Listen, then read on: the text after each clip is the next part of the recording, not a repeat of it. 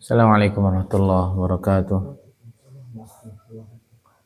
Alhamdulillahirrabbilalamin wa bihi nasta'in ala umuri dunya waddin. Salatu wassalamu ala ashrafil anbiya'i wa sayyidil mursalin sayyidina wa maulana Muhammadin sallallahu alaihi wa ala alihi wa sahbihi wa man tabi'ahum bi ihsan ila yaumiddin, amma ba'd. Subhanaka la ilma lana illa ma 'allamtana innaka antal alimul hakim. Rabbi shrah li sadri wa yassir li amri wa uqdatam min lisani yafqahu qawli. Yassir wa la tu'assir rabbi tamim bi khair. La sahibi hadzal kitab Imam Muhammad bin Hasan Syaibani wa Imam Abi Hanifah an-Nu'man. Jadi masyayikhina min sallam ilal an al-Fatihah. A'udzu billahi minasyaitonir rajim. Bismillahirrahmanirrahim. Maliki yaumiddin, iyyaka na'budu wa iyyaka nasta'in. Bismillahirrahmanirrahim. Yaqul mu'allif rahimahullahu ta'ala wa 'ada 'alaina min barakatih ila an qala maratibul kasbi wa ahkamuha. Tingkatan-tingkatan, level-level kerja dan hukumnya. Bekerja, berusaha, mencari rezeki itu ada beberapa tingkatan. Yang pertama, hukumnya fardu ain yang sekedar mencukupi kebutuhan pribadinya. Sekira dia bisa bertahan hidup, bisa menegakkan tulang punggungnya.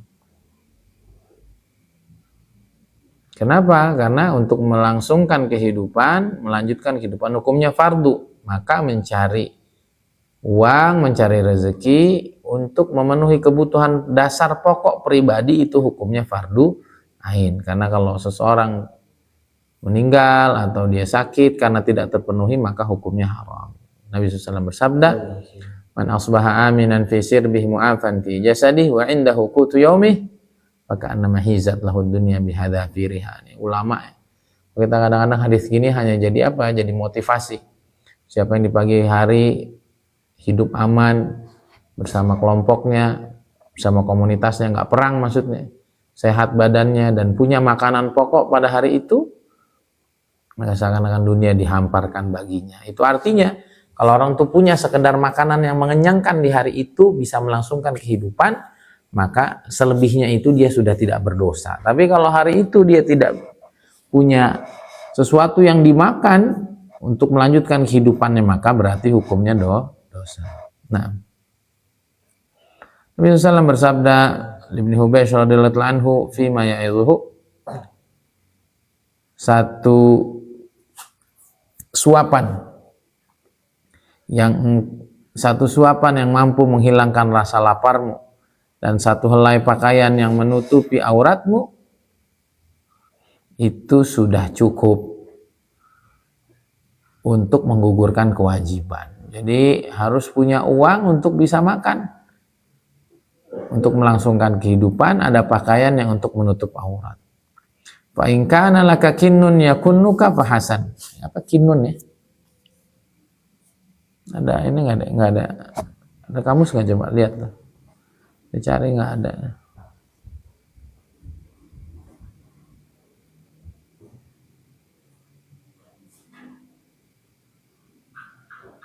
Oh, ini ada nih, Dek. Coba sini, Dek. Situ apa? Sini ada nih.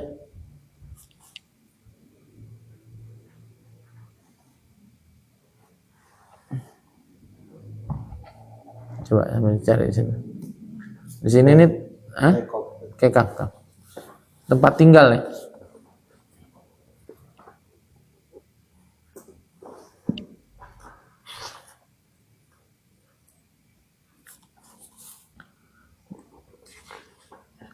Di sini sih tempat tinggal, artinya coba di situ pastikan.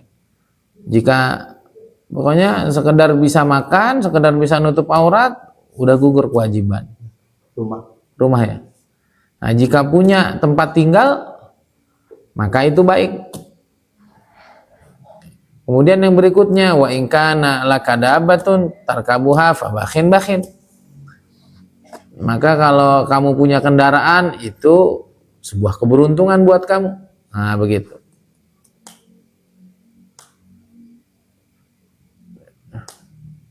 Masya Allah. Ya, Nabi SAW udah memberikan batasan-batasan. Jadi ya orang tuh harus punya rumah, bukan harus ya, baik. Karena orang pasti punya tempat berteduh, perlu kepada tempat berteduh. Itu juga perlu kendaraan karena kita perlu ke sana kemari. Tapi kalau enggak ya enggak dosa. Yang dosa itu kalau kita lapar yang menyebabkan sakit, kematian, dan pakaian yang tidak bisa menutupi aurat. Nah, itu yang pertama. Jadi untuk sekedar menutup aurat, mengenyangkan perut untuk bertahan hidup, itu hukumnya fardu ain. Adapun punya rumah, punya kendaraan, itu hukumnya sunnah saja, tidak menjadikan seseorang itu dosa. Kemudian yang berikutnya, punya utang nggak? Nah, kalau punya utang ya berarti wajib kerja lebih. Nah gitu. Yang sekiranya apa? Bisa untuk melunasi hutang. Karena Nabi SAW bersabda, ad-dainu maqdi, punya hutang harus dibayar. Dua tuh. Yang ketiga apa? Punya keluarga nggak? Punya anak, punya istri nggak? Kalau punya ya harus kasih nafkah yang sekiranya mencukupi untuk mereka semua. Askinuhunna min haitsu sakantum min wujudikum ay anfiqu alaihinna min wujudikum, kasih mereka infak. Wal mauludi rizquhunna wa kiswatuhunna bil ma'ruf.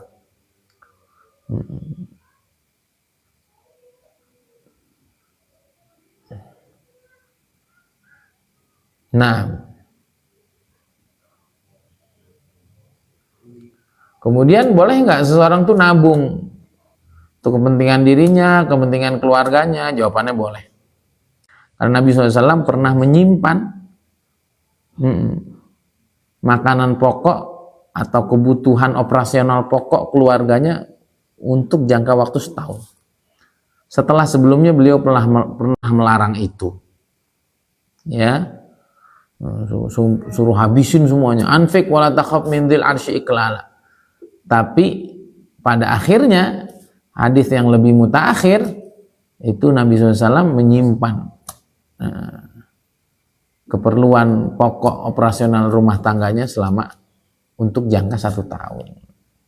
Jadi boleh orang tuh nabung, boleh orang tuh mempersiapkan masa depannya. Jangan baca satu hadis, makanya baca satu hadis kayak Islam tuh nggak punya manajemen finansial, punya. Jadi hadis yang suruh ngabisin terus itu jangan khawatirkan hari esok itu dimansuh dengan hadis ini, dihapus dengan hadis ini.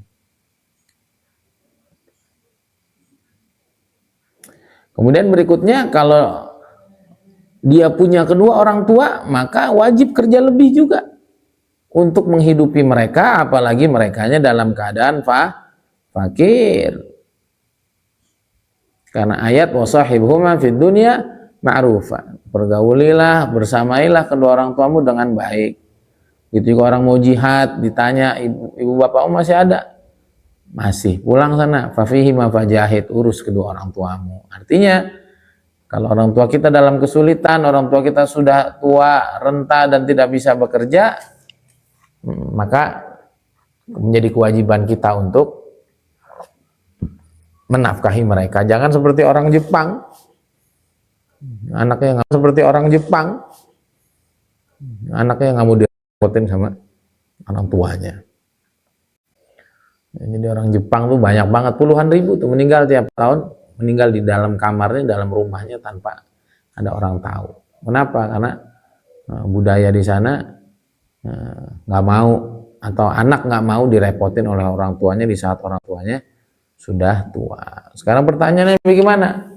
Kita punya karib kerabat, kita punya adik, punya kakak, punya paman, punya tante, punya saudara-saudara, wajib nggak kita nafkahi mereka? Jawabannya tidak. Tapi hukumnya sunnah. Hukumnya apa? Sunnah. Untuk menyambung tali silaturahim. Nabi SAW bersabda, la khaira fi man la yuhibbul mal liyasila bihi rahimah wa yukrim bi dhaifa wa yabirra bihi sadiqah. Ini bagus nih hadis. Tidak ada kebaikan pada orang yang nggak suka sama duit. Yang tujuan untuk dia punya duit lebih itu untuk dia bisa silaturahim, untuk bisa dia memuliakan tamunya, untuk bisa dia berbuat baik kepada teman-temannya. Nabi SAW bersabda, ni'mal malu salih fi yadir lirrajuli salih yasilu bihi rahimah. Harta terbaik itu ada di tangan orang soleh yang tujuannya untuk menyambung tali silaturahim, untuk memberikan kebaikan-kebaikan kepada orang-orang di sekelilingnya.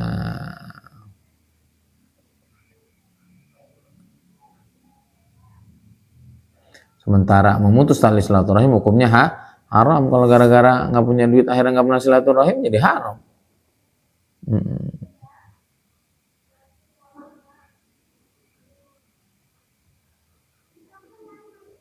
Nah, jadi itu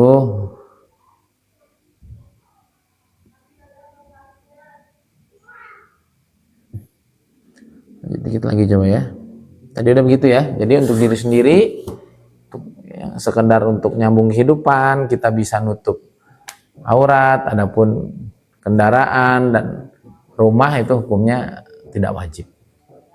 Dan kalau kita punya anak istri wajib dinafkahi. Kalau kita punya hutang maka wajib kita kerja.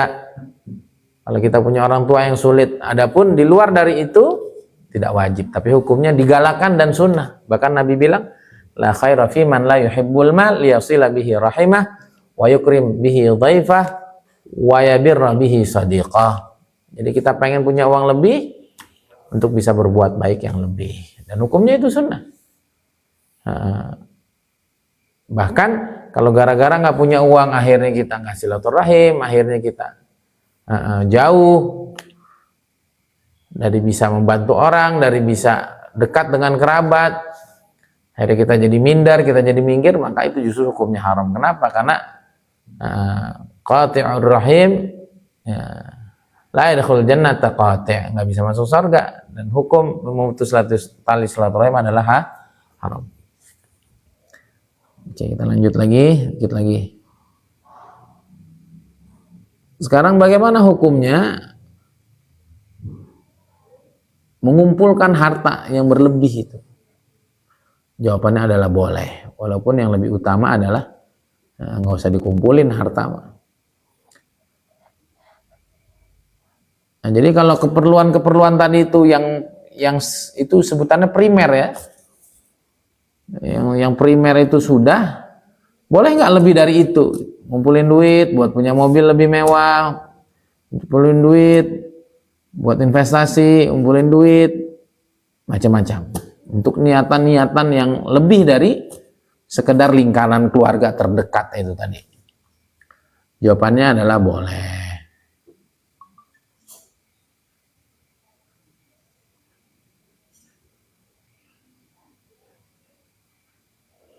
Kenapa? Karena kita lihat bahwa para salaf juga demikian. Ada yang hartanya banyak, ada yang nggak mau. Ada yang sangat kaya raya seperti Imam Abdullah Ibnul Mubarak, ada Imam Laits bin Sa'ad, ada Imam Wafa bin Imran al-Musili, dan banyak lagi ulama-ulama kaya, sahabat-sahabat kaya. Ada juga sahabat-sahabat yang nggak mau sama sekali. Maka kita simpulkan bahwa kedua-duanya boleh. Adapun boleh mengumpulkan harta lebih dari keperluan adalah dari sabda Nabi SAW, man talabat dunya halalan muta'afifan laki Allah Ta'ala wajukal qamar lailatal badar. Siapa yang mencari dunia yang halal untuk menjaga dirinya dari meminta-minta dan menjaga dirinya dari melakukan yang haram, maka dia akan bertemu Allah dan wajahnya akan secerah bulan di saat malam purnama. Siapa yang mencari dunia mufakhiran mukathiran laki Allah Ta'ala hu alaihi khutban. Siapa yang nyari dunia yang berlebihan untuk berbangga-bangga, untuk pamer, maka dia akan ketemu Allah dan Allah marah. Padahal anajam al-mal ala tariqit ta'affuf mubah. Itu artinya mengumpulkan harta yang berlebih untuk kita nggak minta-minta, untuk kita hidup mandiri, untuk kita tidak terlibat dengan dosa karena melakukan suap, pencurian dan sebagainya, itu hukumnya mubah. Nabi SAW berdoa, Allahumma ja'al awsa'a rizqi inda kibari sinni wa inqidha'i umri. Nabi SAW berdoa, bagus nih doa nih. Ya Allah, jadikanlah rezekiku yang paling luas di saat umurku tua dan menjelang umurku habis. Karena banyak orang hidupnya aman-aman udah tua ya. Sengsara, anak nggak ada, menantu nggak ada dan lain sebagainya. Wah, itu repot. Ini doa bagus nih. Allahumma ja'al awsa'a rizqi inda kibari sinni wa inqidha'i umri. Bagus.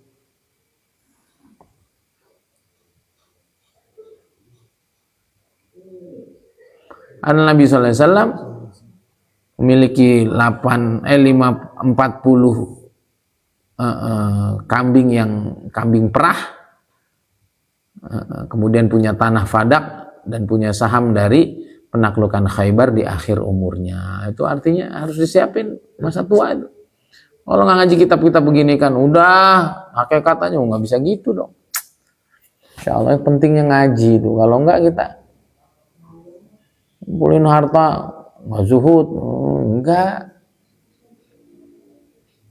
Itu bagian dari manajemen yang baik, karena udah di masa tua kita sudah lemah, kita udah banyak sakitnya, kita udah nggak sekuat semasa muda, maka mesti disiapkan sehingga di masa tua kita akan tenang untuk ibadah dan dakwah. Allahumma ja'al awsa'a rizqi inda kibari sinni wa inqidha'i umri. Ajib.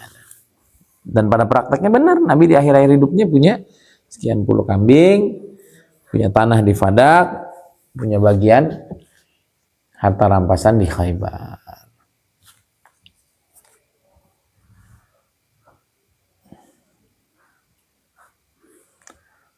Adapun orang tidak mau mengumpulkan harta juga boleh juga, nggak bisa disalahin ya. Emang setiap orang punya pilihan. Yang penting dia sadar dengan pilihannya itu bahwa ada konsekuensinya kan semua.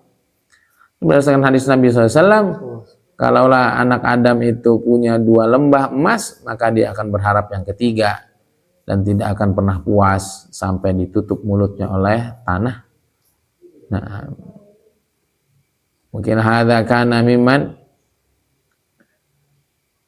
yutla fil Quran fi surat Yunus fi ruku' ats-tsani wa ats-tsalits tilawatu bi qiyat Rasulullah sallam tabban lil mal fi riwayatin tabban li sahibi adh-dhahabi wal fiddah. Nabi SAW bersabda, celakalah harta, dan sebagian riwayat celakalah orang yang menyimpan emas dan perak. Nabi SAW bersabda, halakal mukthirun, celaka orang yang mengumpulkan banyak harta, kecuali orang illa man qala bimali hakadha wa kahakadha, kecuali orang yang dengan hartanya dia berinfak ke sana dan kemari. Nabi SAW bersabda, setan berkata, la yanju'a minni sahibul mal min ihda thalath. Orang yang punya harta, kata setan, tidak akan selamat dari salah satu 3 hal yang merugikan. Apa? Ima'an uzayinu fi ainih fa'ijmu min ghairi hillih. Ada kalanya nanti aku akan buat dia senang ngejar duit sehingga dia nggak peduli lagi ini halal apa haram. Kalau enggak, wa ima'an uhaqqirahu fi aini fayu'tiya fi ghairi hillih.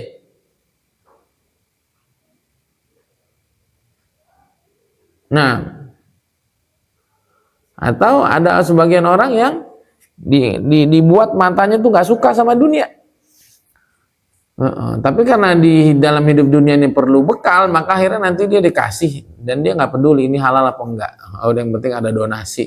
Ternyata donasinya adalah money laundry-nya para pejabat. Wa imma an muhabbibahu ilaihi fa inna haqqallahu ta'ala min. Ada kalanya apa?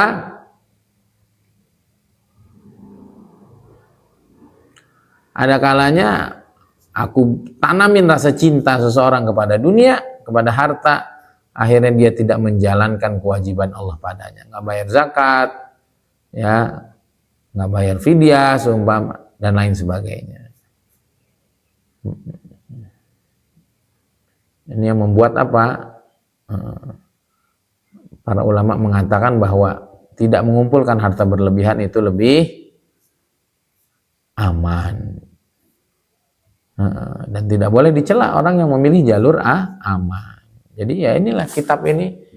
Kemarin Ustadz saya bilang, nah itulah para ulama tuh kalau nulis apa-apa tuh insaf gitu.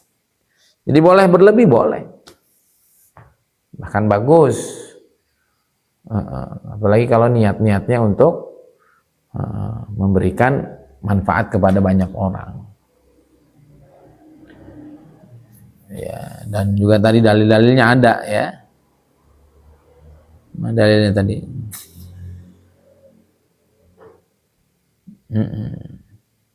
Doa Nabi tadi ya. Doa Nabi, kemudian juga apa namanya tadi, sebagian salaf juga ada yang mengumpulkan harta, dan hadis man talabat dunya halalan muta'affifa laki Allah wa wajhu kal qamar lailatal badr. Boleh. Walaupun sekali lagi Imam Muhammad bin Hasan Syaibani selalu berpendapat yang lebih kuat adalah untuk mencari yang secukupnya, karena itu lebih selamat. Karena syaitan udah berjanji itu, pokoknya orang yang nyari harta berlebihan maka dia akan kena 1 dari 3 penyakit. Ada yang menganggapnya terlalu cinta akhirnya berat untuk sedekah. Ada yang menganggapnya indah sehingga nggak peduli halal apa enggak. Ada yang menganggapnya apa? Remeh. Akhirnya kepepet, akhirnya nggak peduli, akhirnya ambil donasi, ambil bantuan yang haram. Waliyatubillah. Kita bagaimana? Ya, kita timbang sendiri masing-masing. Kalau memang harta semakin mendekatkan kita ke Allah, semakin memperbaiki hubungan kita dengan sesama, ya berarti itu yang terbaik. Tapi kalau kita punya harta lebih sedikit dan kita oleng, nah, sebagaimana artinya malun itu artinya oleng. Ya, kalau kita udah mulai oleng, ya sebaiknya kembali lagi dengan kadar yang secukupnya. Nah, terakhir, fil kasbi maknal mu'awana alal qurabi.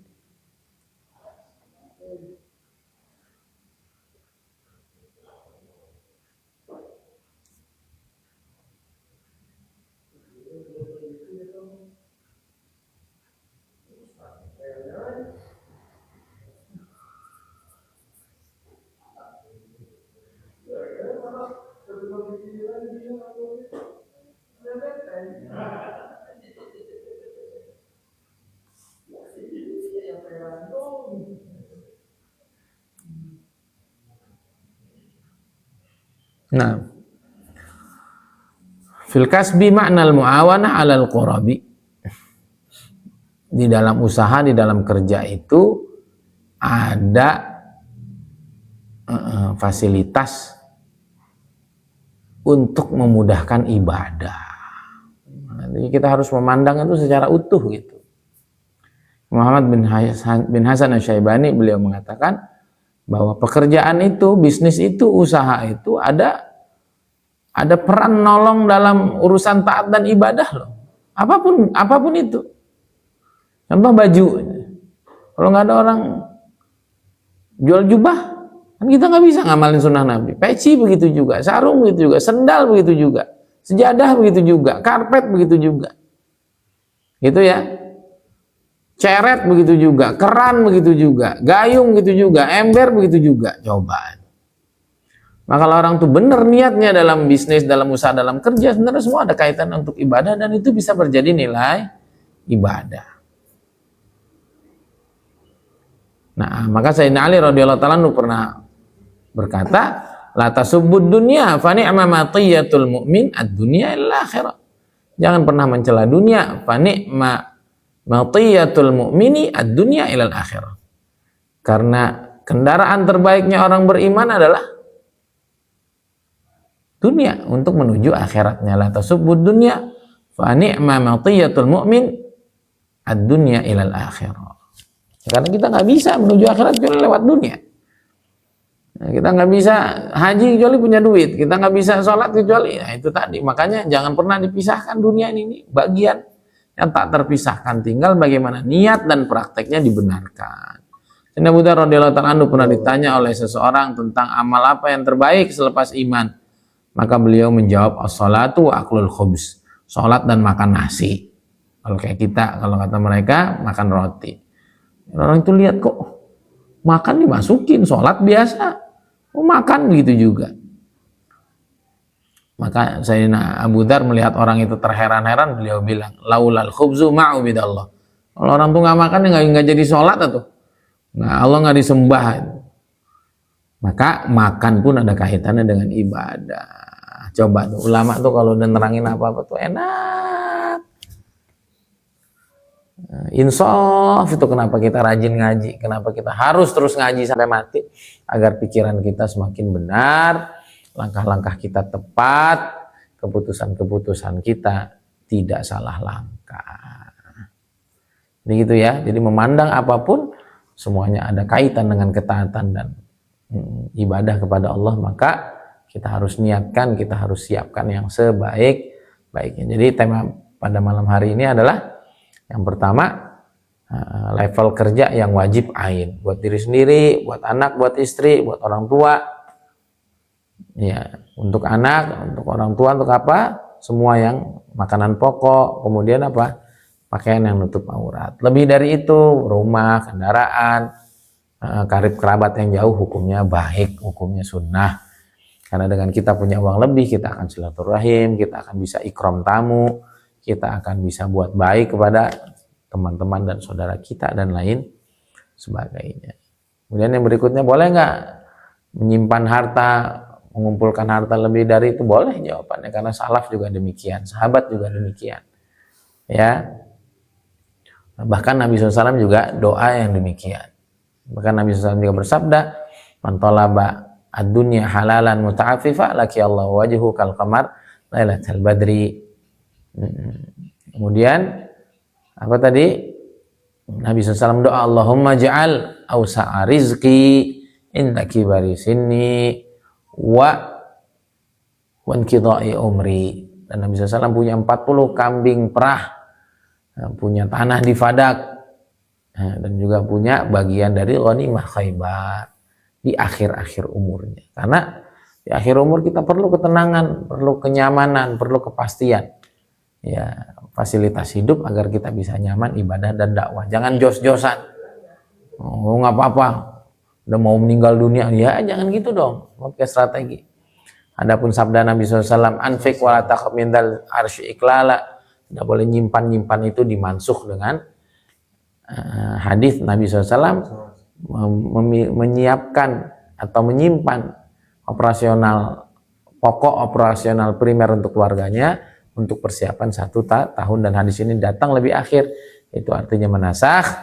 Kemudian yang berikutnya, walaupun mengumpulkan dunia yang apa adanya, tidak berlebih-lebihan, itu lebih baik, itu lebih baik, karena dia akan lebih fokus kepada Allah Subhanahu wa Ta'ala. Mari kita nilai diri kita masing-masing, mana yang paling maslahat untuk kita. Kemudian yang terakhir, dalam setiap aktivitas kerja, usaha, bisnis, sesungguhnya semua ada kaitannya dengan ibadah. Maka niatkanlah sehingga itu semua menjadi niat ibadah dan itu tidak menjadi dunia. Sayyidina Ali mengatakan, la tasubbud dunya fa ni'ma matiyatul mu'min ad-dunya ilal akhirah.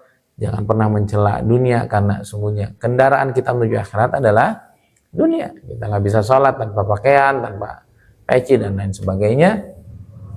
Sayyidina Abu Dzar ditanya, ayul amali afdal ba'dal iman? Jawaban beliau, as-shalah wa aklul khubz, sholat dan makan.